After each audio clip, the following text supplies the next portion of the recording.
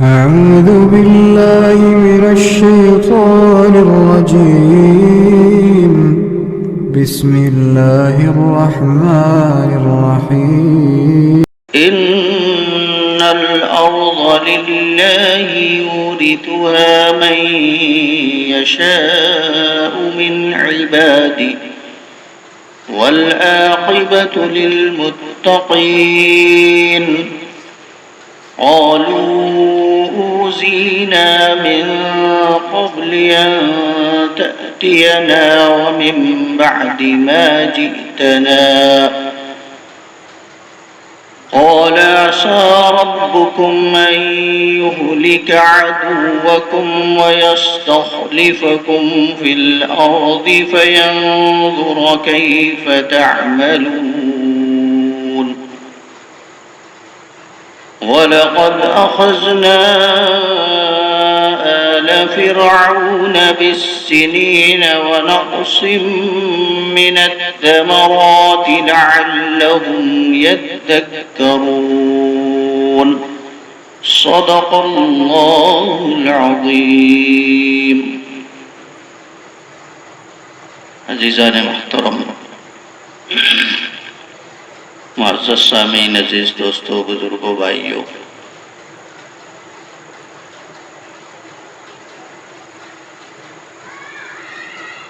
سورہ اعراف کی 15ویں رکوع سے 127 آیتوں سے آگے کی آیتیں تلاوت کی گئی ہیں۔ اس سے پہلے یہ بات عرض کی گئی تھی کہ حضرت موسیٰ علیہ السلام نے جب فرعون کے ساحرین کو اور جادوگروں کو اپنے معجزے کے ذریعے مات دے دی تو ان میں سے بہت سارے لوگ، جادوگر بھی اور عوام الناس بھی، انہوں نے ایمان قبول کر لیا اور مسلمان ہو گئے۔ یہ بات فرعون کو کیسے گوارا ہوتی؟ چنانچہ اس نے تو پہلے ایک ڈپلومیٹک جواب سوچا سمجھا کہ بھئی تمہیں اتنی جلدی کیا تھی، ایمان لے آتے، ذرا انتظار کرتے، میں بھی کچھ اس میں گفت و شنید کرتا، کچھ باتیں آپس میں ہوتی اور میں پوچھتا کہ بھئی تم ہار گئے، موسیٰ جیت گئے، تو اب کیا کرنا چاہیے؟ اس طرح کی کوئی بات ہی نہیں ہوئی اور تم سب ایمان لے۔ یہ ایک بات اس نے عرض کی اور دبے لفظوں میں دھمکی بھی دی، فَسَوْفَ تَعْلَمُونَ، کہ تم جان بھی جاؤ گے، اور الزام دھرا حضرت موسیٰ علیہ السلام پر اور جادوگروں پر کہ بھئی یہ تو تمہاری ملی بھگت تھی، تم سب طے کر کے آئے تھے کہ میں یہ کروں گا اور تم یہ کرو گے اور یہ ہوگا اور یہ ہوگا، پہلے ہی سے تم۔ پھر ان کو جو قانون اس نے بنانا تھا وہ بنایا، اور قانون یہ تھا کہ جو ہماری بات نہیں مانے گا، موسیٰ پر ایمان رکھے گا، تو میں اس کو سخت سزا دوں۔ اور سزا کیا ہوگی؟ کہ اس کا ہاتھ اور پاؤں مخالف سم سے کاٹ دیا جائے۔ یہ سزا تجویز کی اور اس کا قانون بنا دیا۔ وہاں کوئی پارلیمنٹ تو تھی نہیں کہ بھئی پارلیمنٹ کے اندر پاس کرو، پھر راجیہ سبھا کے اندر بھیجو، اور پھر وہ صاحب راشٹرپتی اور صدر جمہوریہ کے پاس جائے اور وہ دستخط کریں اور اتنے افراد کا ہونا ضروری. وہاں تو کوئی ایسا قانون ہو تو بادشاہ تھا، اس نے کہہ دیا سو قانون ہو گیا. آج بھی جب جمہوریت کا قتل کیا جا رہا ہے تو وزرائے اعظم اور وزیر اعظم اور وزیر اعلیٰ جو کہہ دیں وہ قانون بن جاتا ہے. کیوں بھائی؟ تو اس نے قانون.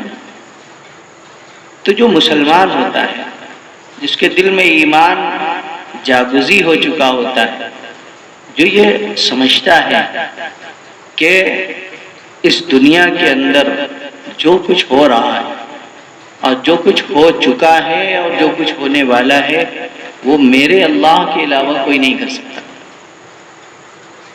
بھئی بیٹا یا ماتحت اپنی پریشانیاں، اپنی مشکلات، اپنی باتیں کس سے شیئر کرتا ہے؟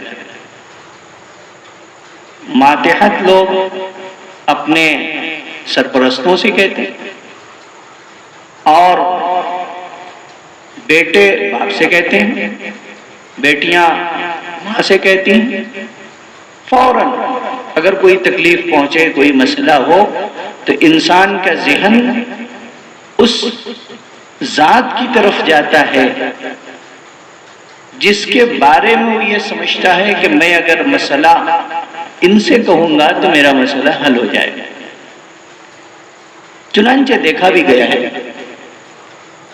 یہ عام بات ہے بالکل، کہ اگر کسی کا لڑکا رات میں بے چین ہو، اس کو نیند نہ آ رہی ہو اور کسی مسئلے کو لے کے، تو سب سے پہلے جو اس کا پرسہ کرتا ہے وہ اس کا والد ہوتا ہے، ماں ہوتی ہے. بھی کیا بات ہے، سو کیوں نہیں رہے ہو، کیوں جاگ رہے ہو، ابھی تک ٹہل. تو وہ اپنی پریشانی اپنے ماں یا باپ یا سرپرستوں سے شیئر کرتا ہے اور بتاتا ہے مجھے یہ پریشانی ہے. تو وہ فوراً یہ کہتے ہیں تمہیں پریشان ہونے کی ضرورت نہیں. مثلا ایک لڑکا ہے جس کے اسکول میں کل فیس جمع کرنی ہے اور اس کی آخری ڈیٹ ہے. اب اگر بچہ رات میں سوئے نہیں، پریشان ہو، اور باپ پوچھے کہ کیا پریشانی تم کو، کیوں نہیں سو رہے، کیوں جاگ رہے ہو ابھی تک، کروٹیں کیوں بدل رہے ہو، اور وہ یہ کہے کہ دیکھیے کل صبح فیس جمع کرنی ہے اور اس کا آخری دن ہے، تو باپ کیا کہے گا؟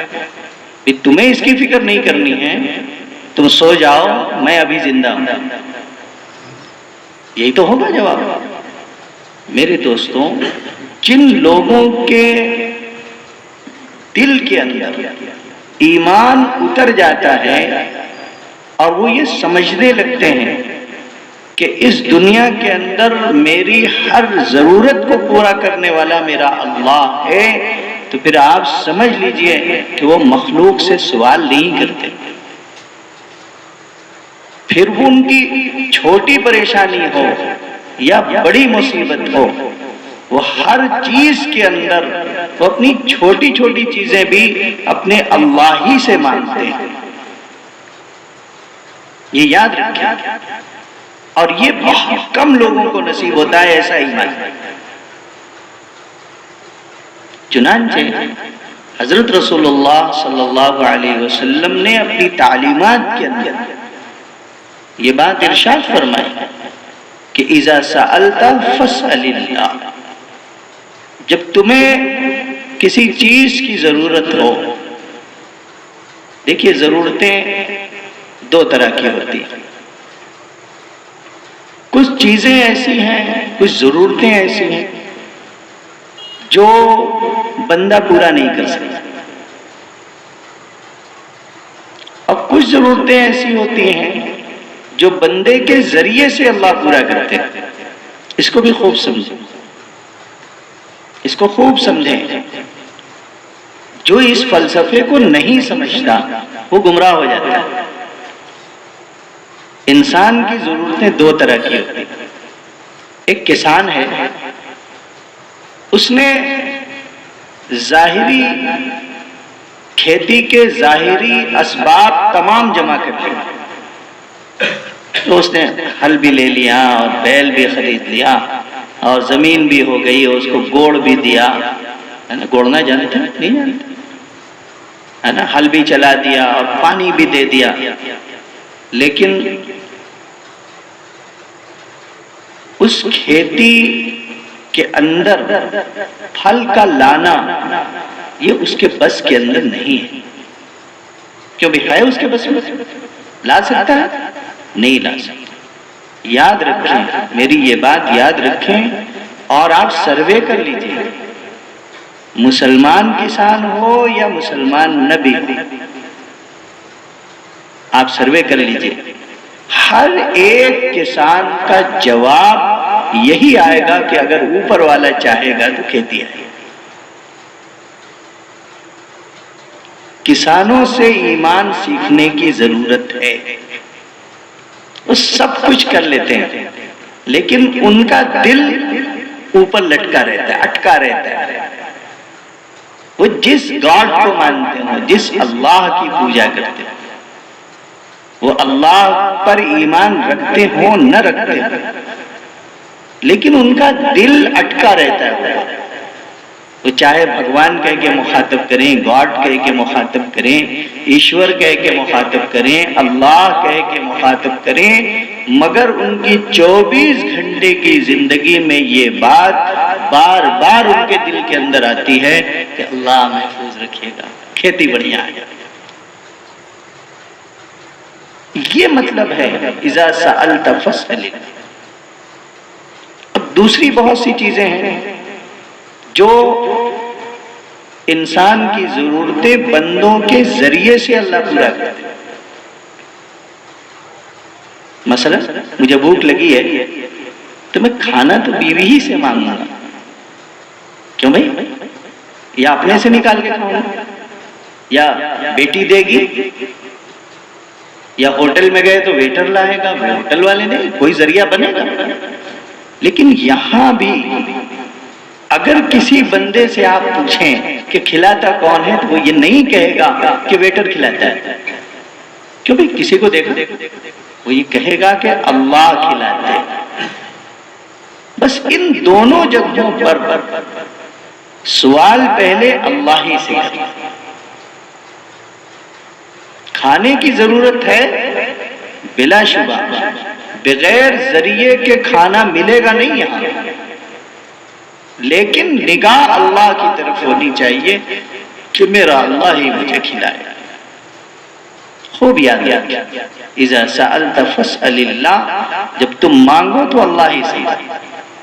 یہاں تک فرمایا آپ علیہ السلام نے کہ اگر تمہارے جوتے اور چپل کا تشمہ ٹوٹ جائے تو بھی تم اللہ ہی سے لو۔ چپل بنانے والا موچی ہے، لیکن دل یہ ہو کہ اللہ اس کے بہترین ذریعے عطا فرما دے۔ اس درجے کا ایمان جس کا ہوتا ہے تو وہ مصائب ہوں، پریشانیاں ہوں نہ ہوں، اس کا دل اللہ کی طرف اٹکا ہوتا ہے، وہ فوراً رجوع کرتا ہے۔ وہ جانتا ہے کہ اللہ ولی المؤمنین، میں ایمان اللہ پر لایا ہوں تو اللہ ہی مومنین کے سرپرست اور والی ہے، تو فوراً دعا میں لگ جاتا ہے۔ جس کا ایمان اللہ پر جتنا مضبوط ہوگا دعا اس کی اتنی مضبوط ہوگی۔ دعا کوئی فن نہیں ہے، یاد رکھو، دعا کرنا کوئی فن نہیں ہے۔ دعا تو وہ دل کی آواز ہے جو دل سے نکلتی ہے۔ جب بندہ اپنے اللہ پر پورا یقین اور بھروسہ اور توکل رکھتا ہے تو پھر دعا اس کے اندرون سے نکلتی ہے، اور جب اندر سے نکلتی ہے تو فوراً قبول ہوتی ہے۔ خوب یاد، جب اندر سے دعا نکلتی ہے، جتنا ایمان مضبوط ہوگا دعا اتنی مضبوط نکلے گی، ورنہ تو پھر زندگی بھر چلاتے رہو۔ تو فرمایا تو اب جب یہ حکم آیا، قانون بن گیا، جب اب تو خیر نہیں نا، تو انہوں نے دعا کرنی شروع کی، قالوا انا الی ربنا، پہلے تو اس کو جواب دیا کہ بھئی تم مار دو یا ہم مر جائیں، لوٹنا تو اللہ کے پاس، اور پھر دعا کی ربنا افرغ علینا صبرا وتوفنا مسلمین۔ ایک نعمت آپ نے ہمیں عطا کی ہے، ایمان کی، مسلمان ہونے کی دولت نصیب فرمائی ہے، تو اللہ یہ جو قانون بنا رہے ہیں، یہ قانون بنا رہے ہیں کہ ہم ان کے ہاتھ کاٹ دیں گے، پاؤں، ہم ڈر نہیں رہے ان کے قانون سے، اللہ آپ کے پاس تو آنا ہی ہے، ہم ان سے بھی کہہ رہے ہیں کہ ہمیں تو اللہ کے پاس جانا ہے، چاہے تم مار دو تب بھی ہمیں اللہ کے پاس جانا ہے، یا اللہ ہمیں موت دے دے تب بھی ہمیں اللہ کے پاس جانا ہے۔ تو ہم آپ سے ڈر نہیں رہے ہیں حضور والا، یہ ڈر کے ہم دعا نہیں کر رہے ہیں، بلکہ ہم تو اللہ سے کہہ رہے ہیں کہ اگر ہم ان کے قانون کے مقابلے میں ثابت قدم رہیں، اس کی قوت ہمیں عطا فرمائے۔ اور کیا کیجئے گا، اور یہ سزا بہت سخت دیں گے، کہ بھئی سزا بہت سخت ہوگی، تو اللہ آپ ہمیں مسلمان ہی اٹھائیے گا، ایسا نہ ہو کہ اس سخت سزا کی وجہ سے ہم ایمان سے بچلا دیے جائیں، ہم کمزور پڑ جائیں۔ تو یہ دعا بہت مجرب دعا آج کے زمانے میں کرنی چاہیے، ربنا افرغ علینا صبرا وتوفنا مسلمین، اللہ ہمیں اسلام پر زندہ رکھیے گا اور ایمان ہی پر ہمارا خاتمہ فرمائیے، اور باطل کے مقابلے میں، اس کے ایک ایک بنائے ہوئے قانون کے مقابلے میں ہمیں صبر عطا کرے۔ یاد رکھو اللہ رب العزت نے یہ جو صبر کی دولت دی ہے نا، دو دولتیں اللہ نے جو دی ہیں، اگر ایک مسلمان اس کے اوپر عمل کرنا شروع کر دے، یہ اس کے اندر آ جائے، تو پھر دنیا کی پریشانی کوئی پریشانی نہیں۔ ایک صبر کی دولت اور نعمت، اور دوسرے قناعت کی نعمت اور دولت، جتنا ہے اسی کے اوپر شکر اللہ، اللہ آپ نے بہت دیا، لے لیا اللہ آپ کا تھا، جو دیا اللہ آپ نے دیا، بہت دیا، اور جو لے لیا اللہ آپ نے لے لیا، آپ ہی کا تھا، میرا تو تھا نہیں۔ وَلِلَّهِ مَا أَعْطَى وَلِلَّهِ مَا أَخَذَ، جو دے دیا تم کو وہ بھی اللہ کا، جو نعمت مل گئی وہ بھی اللہ کی طرف سے۔ کوئی ہے نعمت دینے والا؟ بیوی کھانا دے سکتی، نعمت نہیں دے سکتی، کیوں بھائی؟ آپ لذیذ کھانا چاہتے ہیں، کیوں؟ نہیں ہے ایسا، آپ لذیذ کھانا کھانا چاہتے ہیں، لیکن آج لذیذ کھانا نہیں بنا، تو کھانا بنانے والی تو 50 سال سے ہے ساتھ میں، 20 سال سے ہے، لیکن آج لذت دار کھانا میں کھانا چاہتا ہوں لیکن نہیں بنایا ایسا، کیوں بھائی؟ کوئی کمی رہ گئی؟ سب کچھ تو وہی تھا۔ ارے اللہ کی بندی اتنے دنوں سے بنا رہی ہوں، آج کیا بات ہے؟ آج اللہ نے لذت، نعمت کی لذت چھین لی کھانے سے، کیوں؟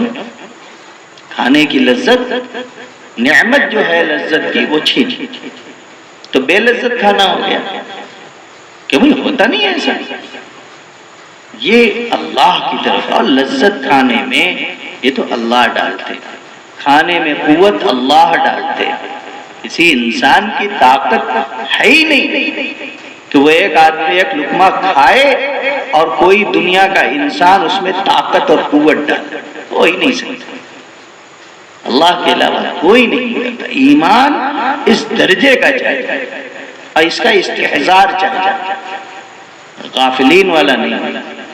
آپ علیہ السلام نے غفلت والے بندوں سے پناہ مانگا، اللہ غافلین میں مت اٹھائیے، میں آپ کی نعمتوں اور آپ کے انعامات سے غافل کسی وقت نہ رہا۔ پھر فرمایا، اب جب یہ بات ہو گئی تو اس کے جو حوالی موالی تھے وہ کہنے لگے، وقال الملأ فرعون قوم فرعون، اور فرعون کی قوم کے وہ جو وزراء اور حوالی اور موالی سب اگل بغل بیٹھے تھے، تو کہ اتذر موسیٰ وقومہ، ارے اے فرعون، تم موسیٰ اور اس کی یہ جو لوگ ایمان لے آئے اب تو ان کی قوم ہو گئے نا. یہاں دیکھو دو قومی نظریے کی بات ہے. اب تو پتہ نہیں آپ اس بات سمجھ نہیں پائیں گے. دنیا کے اندر جو بٹوارا ہے وہ دو لوگوں کا ہے. ایمان والے الگ اور بے ایمان لوگ الگ. اس کے علاوہ کوئی بٹوارا نہیں. خوب یاد رکھیے، الکفر ملت واحدہ ہے اور ایک طرف مسلمان. آج آپ کو نہیں سمجھ میں آ رہا ہے. یاد رکھیے، اور یہ بھی یاد رکھیے کہ ایک تیسری قوم ہے جو منافقین تھی.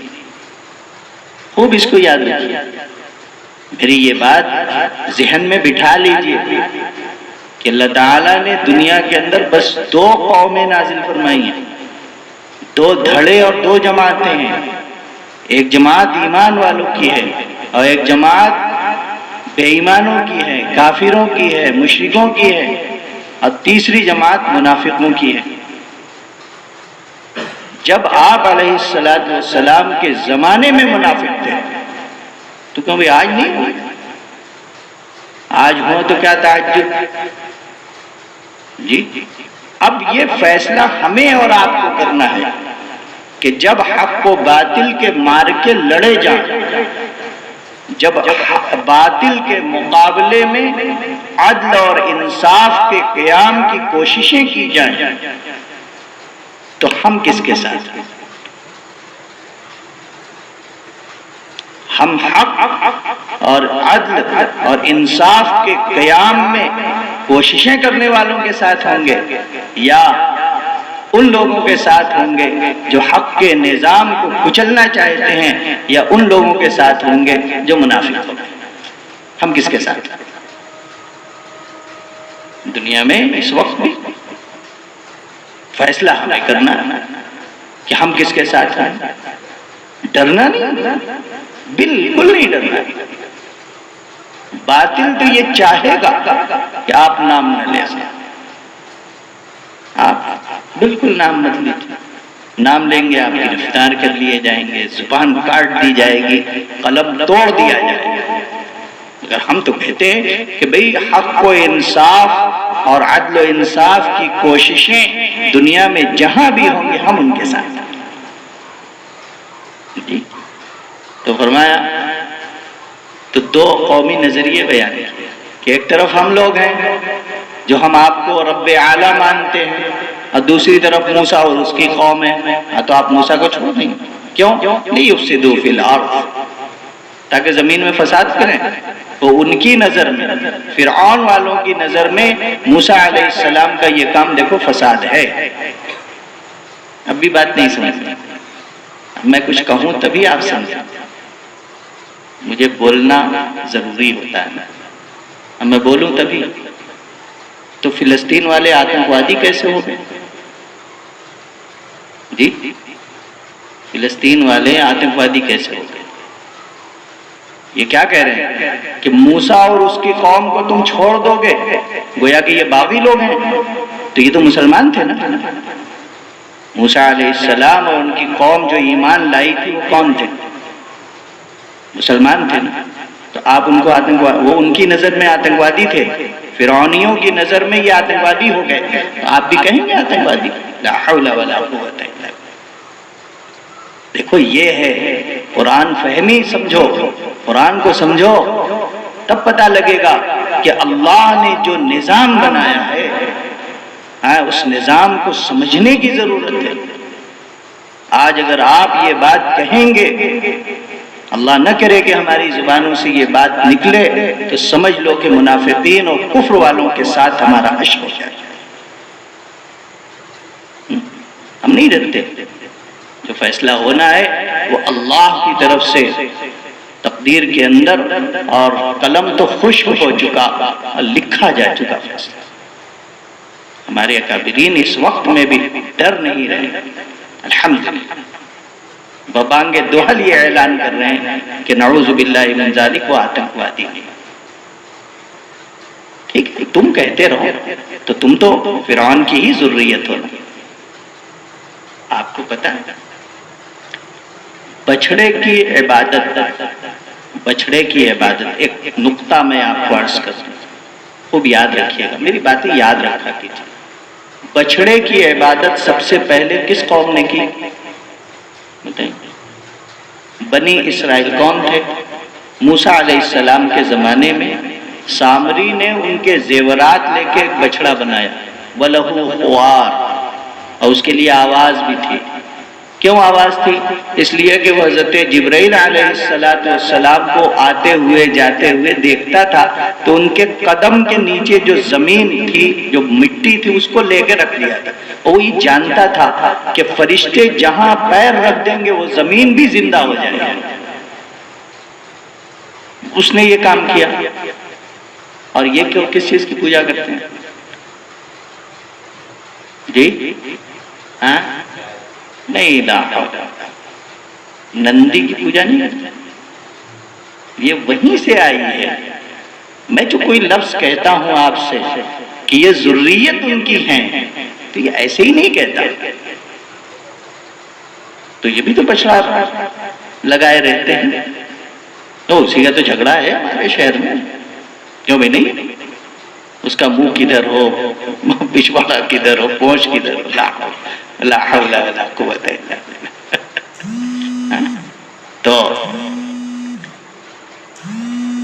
اچھا ایک اور نقطہ سن، یہ حضرت رب اعلیٰ تھے نا، انا ربکم الاعلیٰ، یہ قرآن کہہ رہا ہے فرعون کے بارے میں کہ وہ کہتا تھا کہ میں تمہارا سب سے بڑا رب ہوں، اعلیٰ کے معنی سب سے بڑا، لیکن وہ بھی مورتی کی پوجا کرتا تھا۔ یہ دیکھو کمال، وہ بھی مورتی کی پوجا کرتا تھا۔ پھر فرمایا، اب کہہ رہا ہے سنقتل ابناءهم ونستحيي نساءهم وإنا فوقهم قاهرون۔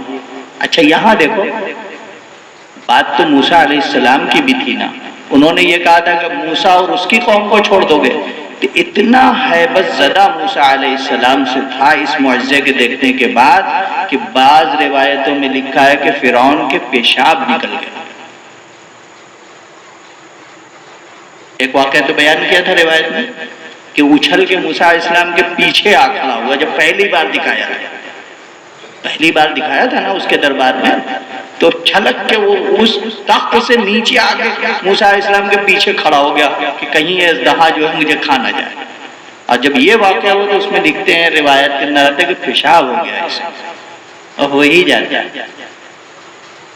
جی ہو جاتا ہے۔ ہاں تو فرمایا کہ دیکھو ہم قتل کریں گے ان کو۔ موسیٰ علیہ السلام کا کہیں نام نہیں لیا، یہ نہیں کہا کہ موسیٰ کو جیل میں ڈال دیں گے، موسیٰ کو بھی مارنا، نہ اس کا نام ہی نہیں لیا، ہیبت زدہ تھا ان سے۔ پھر فرمایا قال موسیٰ لقومہ استعینوا باللہ واصبر۔ یہ ہے اصل نسخہ اکسیر جس کو امت نے آج چھوڑ دیا۔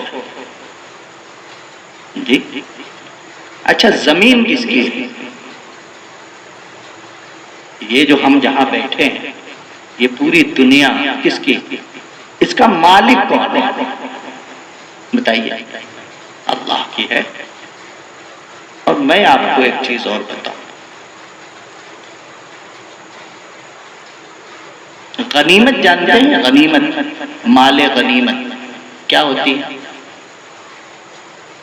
مال غنیمت وہ مال ہے جو مجاہدین اسلام جنگ میں دشمن سے حاصل کریں، تو وہ اسلحہ بھی ہو سکتا ہے، مال و دولت بھی ہو سکتا ہے، افراد بھی ہو سکتے ہیں، اور زمین بھی ہو سکتی ہے، قبضہ کر لیں۔ تو یہ جو مال غنیمت ہوتا ہے یہ کس کی ملکیت ہوتا ہے؟ مال غنیمت فوج کا حق ہوتا ہے، لیکن ملکیت اللہ کی ہوتی ہے۔ جو کسی کی ملکیت میں نہیں جائے گی چیز وہ اللہ کی ملکیت، اس لیے کہ ملکیت حقیقی اللہ کو حاصل ہے۔ ہمیں جو ملکیت حاصل ہے وہ ملکیت اختیاری ہے، ملکیت حقیقی حاصل نہیں ہے۔ اسی لیے جب انسان انتقال کرتا ہے تو اس کی ملکیت وراثت کے اندر ٹرانسفر ہو جاتی ہے، انسان کی نہیں رہی۔ خوب یاد کیا، انتقال کے بعد ملکیت کہاں گئی؟ ٹرانسفر ہوگی۔ کس کے حکم سے ٹرانسفر ہوگی؟ اللہ کے حکم سے۔ قانون وراثت اللہ نے بنایا، تو زمین کس کی ہے؟ اللہ کی۔ تو زمین کا مالک کون بنائے گا؟ زمین میری ہو تو میں جس کو چاہوں گا اس کو نہ دے سکتا ہوں؟ کیا آپ مجھ سے لے سکتے ہیں؟ نہیں لے سکتے۔ تو زمین جس کی ہے وہی مالک بناتا ہے، اور زمین اللہ کی۔ مسلمان دو کام کرے، ایک استعانت باللہ، اللہ سے مدد چاہنا، اس کا ذریعہ نماز ہے۔ استعانت باللہ، اللہ سے مدد لینے اور اللہ سے مدد مانگنے اور اللہ سے مدد چاہنے کا ذریعہ نماز ہے۔ اور کیا؟ اور صبر۔ اس لیے کہ جب اس نے قانون بنایا فرعون نے، وَنُقَتِّلُ أَبْنَاءَهُمْ وَنَسْتَحْيِي نِسَاءَهُمْ، میں ان کے بچوں کو زندہ رکھوں گا اور ان کی عورتوں کو زندہ رکھوں گا اور سب کو ختم کر دوں گا۔ تو اب موسیٰ علیہ السلام کے پاس آئے، کیا قانون بن گیا ہے آپ سمجھتے ہیں؟ اب ہم کیا کریں بھائی؟ آج مسلمان خوف کے اندر نہیں۔ دیکھو سب کل پتہ نہیں کون سا قانون بنے گا۔ ارے اللہ کے بندوں، قرآن نے ہمیں نسخہ اکسیر عطا فرمایا ہے جو کبھی خطا نہیں کرے گا۔ اور جن لوگوں نے ان دو نسخوں کو آج 21ویں صدی کے اندر اپنایا، وہ آج سرخرو نام نہیں کرے گا۔ ایک تو سرخرو ہو گئے اور دوسرے اس کے کنارے پر، اس کے لیے اسٹرگل کر رہے ہیں، کوششیں کر رہے ہیں، محنتیں کر رہے ہیں، جانے دے رہے ہیں اللہ کے راستے۔ اشارے سمجھا کرو، ہے نا؟ میں اس لیے نہیں کہ نام لوں گا تو میں آپ کا خیال کرتا ہوں، ڈرنے والوں کا۔ تو اسٹرگل کر رہے ہیں کچھ لوگ، اور کچھ لوگ تو اسٹرگل کر کے اور دنیا کے سپر پاور کو دھول چٹا کے بیٹھے ہیں۔ اشارے سمجھے؟ جی، یہی دو چیزیں ان کے اندر تھیں۔ صاحب جب ان کو صوفے اور قالینیں، بڑے بڑے محلات ملے تو ان سے پوچھا گیا، کہا کہ یہ ہمارے کسی کام کا نہیں، ہم نے آنکھ کھولا ہے پتھروں کے اندر، ہم جیے ہیں پتھروں کے اندر، ہم رہے ہیں پتھروں کے اندر، ہمارے ساتھیوں نے پتھروں میں جان دی ہے، ہمارے لیے یہ کوئی حیثیت نہیں رکھتے، اس لیے کہ ہمیں تو اللہ سے اس کا بدلہ لینا۔ یہ ان کے کمنٹس ہیں۔ جب ان کو محلات ملے، موٹے موٹے گدے ملے، تو انہوں نے اس کو دو کوڑی کا بھی نہیں سمجھا، اس لیے کہ وہ استعانت باللہ کرنے والے تھے اور اللہ پر صبر کرنے والے لوگ، آج بھی ہیں الحمدللہ۔ تو فرمایا قال موسیٰ لقومہ، جب قوم نے یہ شکایت کی وہ بڑا مسئلہ ہو گیا ہے، تو حضرت موسیٰ علیہ السلام نے کہا استعینوا باللہ، اللہ سے مدد چاہو۔ تو بھی اللہ سے لینے کا کوئی ذریعہ ہوگا نا، یا ہمیں بھی معراج نصیب ہوگی۔ وہ جو ایک بزرگ کو معراج نصیب ہوئی تھی نا، ایک صاحب کے پاس آیا، بڑے عبادت گزار تھے، شیطان آیا اور اس نے کہا کہ حضرت دیکھیے یہ براق لے کے آیا ہوں، پہلا کام تو یہ کہ اللہ نے آپ کی سب عبادتیں معاف کر دی، اب کوئی عبادت آپ کو کرنے کی ضرورت نہیں۔ سب حرام چیزیں آپ کے لیے حلال ہو گئی۔ اور یہ دیکھیے براق لے کے آیا ہوں، چلیے اللہ نے آپ کو بلایا۔ اب وہ تو نیرے جاہل آدمی، علم تو تھا نہیں، عبادت گزار تھے، بیٹھ گئے براق کو لے جا کے گٹر میں ڈال دیا، کہا تیری معراج ہے۔ اور ہمارے ولیوں کے ولی اور پیر، پیرانے پیر حضرت شیخ عبد القادر جیلانی رحمۃ اللہ علیہ کے پاس جب شیطان ظاہر ہوا، لکھتے ہیں حضرت علی میاں صاحب نے ان کی ایک کتاب کے اندر لکھا ہے ان کا واقعہ شیخ کا، خواجہ محی الدین جیلانی کا لکھا ہے کہ شیطان ایک دن ان کے لیے فرماتے ہیں کہ میرے لیے ایک آسمان میں روشنی نمودار ہو، اور اس نے کہا کہ میں تمہارا اللہ بول رہا ہوں، اور تمہارے لیے تمام چیزیں حلال جو حرام تھی وہ حلال کر دی۔ فرمایا لا حول ولا قوت الا باللہ۔ یہ علم ہوتا ہے، جس کو علم ہوگا، نیرا بزرگ تو آپ کو گمراہ کر کے رکھ دے گا، علم بچاتا ہے۔ شیطان نے کہا کہ اس کو اس کے علم نے بچایا، ورنہ شیطان کے پندار اور دھوکے سے کوئی بچ نہیں سکتا۔ تو استعانت باللہ کرو اور صبر کرو، تو کیا ہوگا؟ ان الارض للہ، زمین اللہ کی ہے، یاد رکھو مالک اللہ ہیں۔ یہ موسیٰ علیہ السلام، یورثها من یشاء، اللہ جس کو چاہتے ہیں اس کا وارث بناتا ہے۔ آج فرعون کو دے دیا تمہاری بدعمالیوں کی وجہ سے، تمہاری ناشکریوں کی وجہ سے، تمہارے اس واویلا کی وجہ سے، تمہارے اللہ سے تعلق نہ رکھنے کی وجہ سے۔ کیا کیا؟ دوسرے کو دے دیا۔ کیوں بھائی؟ ہم نے تعلق توڑا، مالک سے تعلق ٹوٹے گا تو وہ جس کو چاہے۔ کیوں بھائی؟ ایسا نہیں، مرنے والے نے اپنی پوری جائیداد مدرسے اور مسجد کے نام پر، ہوتا نہیں؟ اور کسی نے پوچھا کہ ارے بچے ہیں، بچوں نے میرے لیے کیا کیا ہے، ان سے میرا کیا تعلق ہے؟ یہ کسی لائق ہوتے تو میں ان کو دیتا، کیا خدمت میری کی ہے، کیا تعلق ان کو مجھ سے ہے؟ کوئی ان سے مجھے تعلق نہیں، میری سب زمین مدرسے سے۔ یہ تو روز ہو رہا ہے۔ تعلق پیدا کریں۔ ان الارض للہ، زمین اللہ کی ہے، یورثها من یشاء، جس کو چاہتا ہے اللہ وارث بنا دیتا ہے۔ اور من عبادی، اپنے بندوں میں سے، وہ بھی تو بندے ہی تھا، فاجر اور فاسق تھا، کافر تھا، تو کیا اللہ کی نعمتیں کفار کو نہیں ملتی؟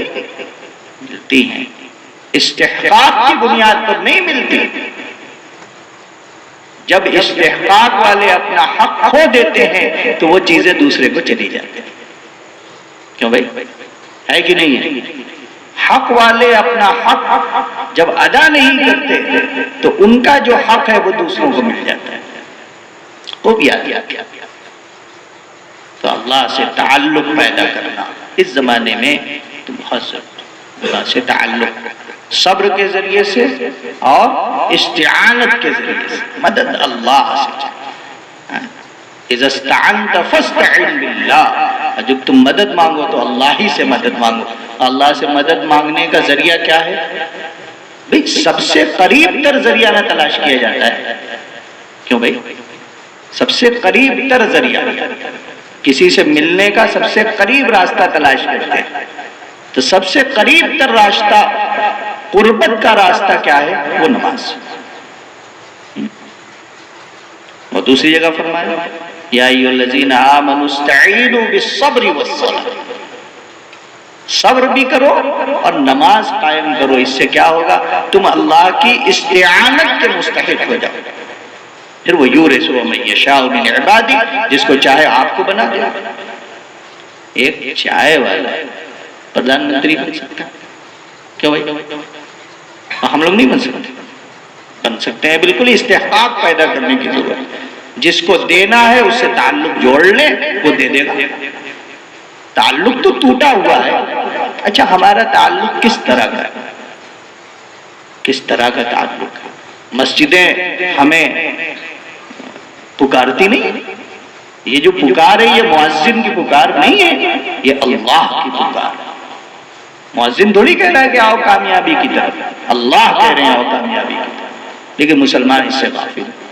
آؤ نماز کی طرف کون بلا رہا ہے؟ مؤذن تھوڑی بلا رہا ہے، اللہ بلا رہا ہے۔ ہمارا تعلق تو ہے نہیں اللہ سے۔ اچھا آ گئے کسی طرح تو یہ جگہ کاٹتی ہے، بھاگو جلدی سے، بھاگو جلدی سے۔ 2 گھنٹہ 4 گھنٹہ 5 گھنٹہ دکانوں پہ بیٹھنا، بازاروں میں بیٹھنا، بیٹھکوں میں بیٹھنا ہمارے لیے آسان ہے، مسجد میں 10 منٹ بیٹھنا مشکل ہو۔ یہ ہمارا تعلق اللہ سے بالکل تارے عنکبوت کی طرح، مکڑی کے جالے کی طرح کا ہمارا تعلق اپنے اللہ سے ہے۔ تو پھر اللہ کیسے ہمیں وارث بنائیں؟ تعلق پیدا کریں۔ پھر فرمایا والعاقبۃ للمتقین، اور آخری ٹھکانہ تو متقیوں کے لیے ہے۔ جو متقی ہوگا دنیا میں اس کو نہ بھی مل سکے تو کل اللہ کے ہاں تو جنت اس کا منتظر ہے، جنت کی نعمتیں انتظار میں ہیں، وہاں کی حوریں اس کے انتظار میں، وہاں کی نعمتیں سب ملیں گے انشاءاللہ، لیکن تقوی والوں کے۔ تقوی کسے کہتے ہیں؟ وقایتی وقایتن کے معنی ہوتا ہے بچنا، اپنے آپ کو بچانا۔ گناہوں سے انسان اپنے آپ کو بچا لے، چاہے ظاہری گناہ ہو یا باطنی گناہ، گناہ سے بچا لے، یہ بچ جائے گا، متقی ہو جائے گا۔ اللہ تعالیٰ مجھے بھی آپ کو عمل کی توفیق عطا فرمائے۔ وآخر دعوانا الحمدللہ۔ اللہم صلی علی سیدنا محمد وعلی آل سیدنا محمد وبارک وسلم۔ ربنا ظلمنا انفسنا وإن لم تغفر لنا وترحمنا لنكونن من الخاسرين واعف عنا واغفر لنا وارحمنا أنت مولانا فانصرنا على القوم الكافرين اللهم أحسن عاقبتنا في الأمور كلها وأجرنا من خزي الدنيا وعذاب الآخرة اللهم انصر الإسلام والمسلمين والمجاهدين اللهم انصر الإسلام والمسلمين والمجاهدين اللهم اغفر للمؤمنين والمؤمنات والمسلمين والمسلمات منهم من أحياهم والأموات ربنا آتنا في الدنيا حسنة وفي الآخرة حسنة وقنا عذاب النار ربنا تقبل منا إنك أنت السميع العليم وتب علينا إنك أنت التواب الرحيم جزا الله عنا محمدا ما وهله صلى الله عليه وسلم سبحان ربك رب العزة عما يصفون وسلام على المرسلين والحمد لله رب